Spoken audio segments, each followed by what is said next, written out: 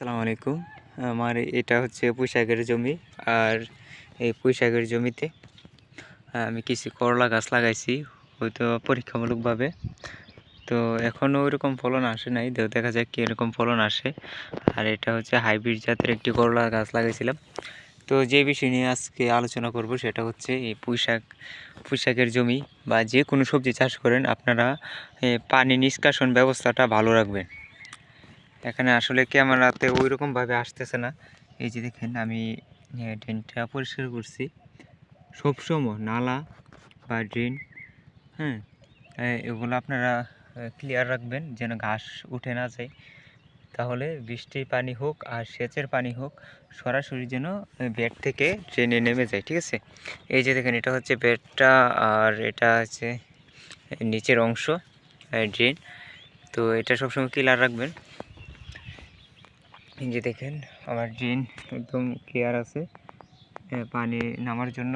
আর এটা হচ্ছে পুঁইশাকের জমি। আমি মানে এই 6 হাত ফাঁস করে করে একটা ড্রেন দিছি, মানে বেড করছি। আর 1 হাত থেকে 1.5 হাত হবে ড্রেন রাখছি।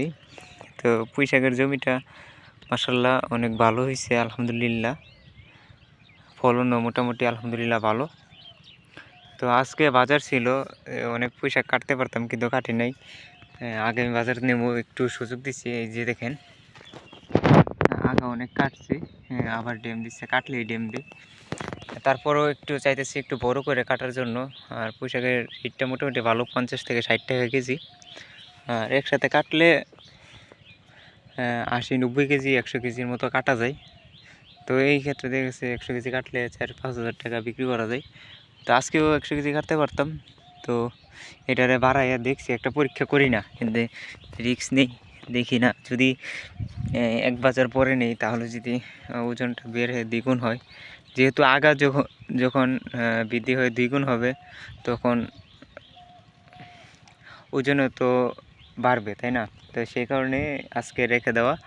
নাইলে কিন্তু এতদিন কাটছি যে ছোটো আগাগুলো এখান থেকে কেটে ফেলছি। এই ছোট ছোট আগা, এই 5 ইঞ্চি 6 ইঞ্চি, হ্যাঁ, এর বেশি না। এই যে আজকে যদি কাটতাম এই তিনটা আগেই কাটতাম, কিন্তু আজকে কাটি নাই। ওষুধের ভিটামিন দিছি আর আজকে সেচ দেব, যে কারণে ড্রেনগুলো ক্লিয়ার করতেছি। এই যে দেখেন ড্রেন, আর এই ড্রেনটা আছে মাঝখানে, এটা মাচার নিচে, তো যে কারণে এই ড্রেনটা করা হয় নাই। আর ওইদিকে ঢেঁড়স লাগিয়েছিলাম। আর এটাই হচ্ছে কথা, যদি আপনারা মানে যারা চাষাবাদ করেন, আসলে নিজে চাষ করা একটা অভিজ্ঞতা, আর মোবাইলে ভিডিও দেখে চাষ করা বা ভিডিও দেখে কৃষিতে আসা এটা আরেক অভিজ্ঞতা। যতক্ষণ নিজে চাষ না করবেন ততক্ষণ আপনারা পারফেক্ট কোনো অভিজ্ঞতা আসবে না। যে কারণে আমি আপনাদেরকে বলতেছি, মানে সবগুলো কথা মানার দরকার নেই, কিছু কথা মানেন। আপনারা পানি নিষ্কাশনের ব্যবস্থাটা ভালো রাখবেন এবং জমিতে কোনো সময় যে কোনো সবজি কোনো সময় জাপা বোরা দিবেন না। ড্রেনে পানি দিবেন, ড্রেনটা একটু গভীর রাখবেন, পানি ছিটায় দিবেন, তাহলে ফলনটা ভালো হবে। এটার জন্য আমি আপনাদের একটা জিনিস দেখাই পরীক্ষামূলকভাবে। এই যে দেখেন বাস্তব অভিজ্ঞতা। এখানে দেখেন এই যে ড্রেনের সাথের গাছটা আর দ্বিতীয় গাছটা, এটা হচ্ছে দ্বিতীয় গাছ, এটা হচ্ছে প্রথম গাছ। কি লক্ষ্য করতেছেন? কিছু লক্ষ্য করতে পারতেছেন? আবার ওই সাইডে দেখেন, ওই সাইডে হালকা সবুজ, মাঝখানে গাছটা গাঢ় সবুজ, এবং একদম ড্রেনের পাশের গাছটা হালকা সবুজ। হালকা সবুজ হওয়ার কারণ কি? হালকা সবুজ গাছটা দুর্বল, বুঝছেন? আর মাঝখানেটা গাঢ় সবুজ, কারণ গাছটা শক্তিশালী, মাটি থেকে খাদ্যটা বেশি নিতে পারতেছে। তো এখানে এটার কারণ হচ্ছে, যখন আমি ড্রেনে পানিটা দিই, দেখেন এই গাছটা গোড়াতে সরাসরি পানিটা চলে যায়, ইচ্ছা না থাকা সত্ত্বেও চলে যায়। আর যেহেতু সবটা ড্রেনে পানি নিতে হয় তখন চলে যায়, কিন্তু আমি মাঝখানের গাছগুলোতে বল দিয়ে পানি ছিটায় দিই, যে কারণে ওই গাছটা সুস্থ সবল। এই গাছটাও সুস্থ হলেও তেমন সুস্থ না, বুঝছেন? তো এই জন্য বলি, কোনো জমিতে, কোনো ফসলের জমিতে ঝাপা ভরে দেবেন না। এটার জন্য আমি আরেকটা গাছ দেখাইতেছি আপনাদের। এই এই ঝাপা বোরা আর হালকা বোরা, মানে সেচ, আমরা বোরা বলি, তা হালকা সেচ আর ঢালু সেচ, তো কোনটা ভালো?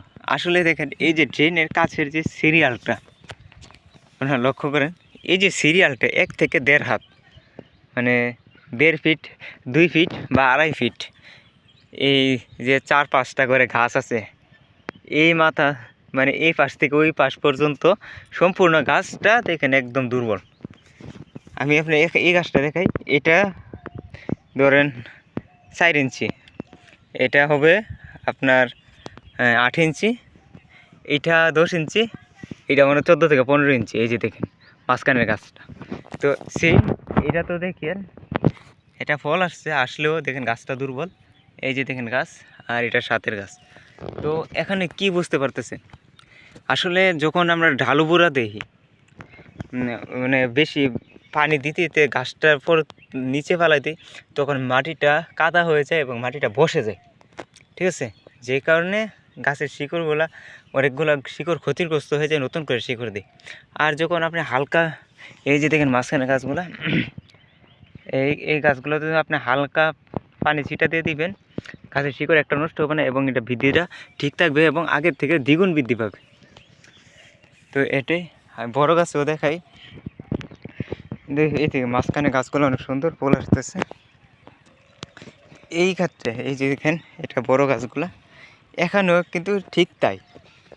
এই যে প্রথম গাছ, ঠিক আছে, দেখেন কত দুর্বল। এর দ্বিতীয় গাছ, মানে এটা ড্রেনের সাথের গাছ, আর এই হলো মাঝখানের গাছ, ঠিক আছে। আবার দেখেন এইটা, তো মাঝখানের গাছগুলো কত সবল। তো এই জন্য বলছি, মানে ঢালু বুড়া দেওয়া যাবে না, হালকা বুড়া দিবেন, হ্যাঁ, যতটুকু সম্ভব বল দিয়ে সেচ দিয়ে দেবেন। আর আমার জমিতে মোটামুটি 1.5 আছে, আলহামদুলিল্লাহ ভালো। এই যে দেখেন এটা আজকে হারভেস্ট করা যাবে, এটা যেহেতু আগাম 1.5। আর এগুলা বলতে এই যে একটা ড্রেন ব্যাট, এই ব্যাটটা আমি রাখছি শুধু পরীক্ষার জন্য। এখানে আমি 3 জাতের 1.5 লাগাইছি 3 সময়, তো কোন সময় কোনটা লাগালে ভালো রেজাল্ট আসে সেইটা পরীক্ষা করার জন্য। তো গতকালকে আমি 1.5 কেজি 1.5 নিছি, 1.5 কেজি 1.5 বিক্রি করছি প্রায় 160 টাকার মতো।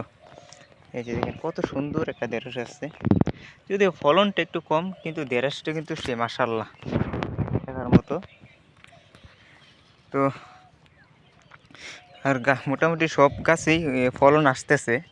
এই যে দেখেন করলা গাছে করলা করা আসতেছে, এই যে দেখেন করলা, এগুলো হচ্ছে টিয়া সুপার জাতের করলা। আর এটা এক একটা পিস নাকি 300 থেকে 500 গ্রাম হয়ে থাকে। তো দেখা যাক কেমন হয়, যে কারণে আমি ফলন যদি ভালো পাই আপনাদেরকে বলবো যে আপনারা চাষ করতে পারেন, যদি না পাই তাহলে অবশ্যই না বলবো, ঠিক আছে? তো আজকে এই পর্যন্তই, ভিডিও আর লম্বা করবো না। এতক্ষণ ভিডিওটা দেখার জন্য ধন্যবাদ সবাইকে। আল্লাহ হাফেজ।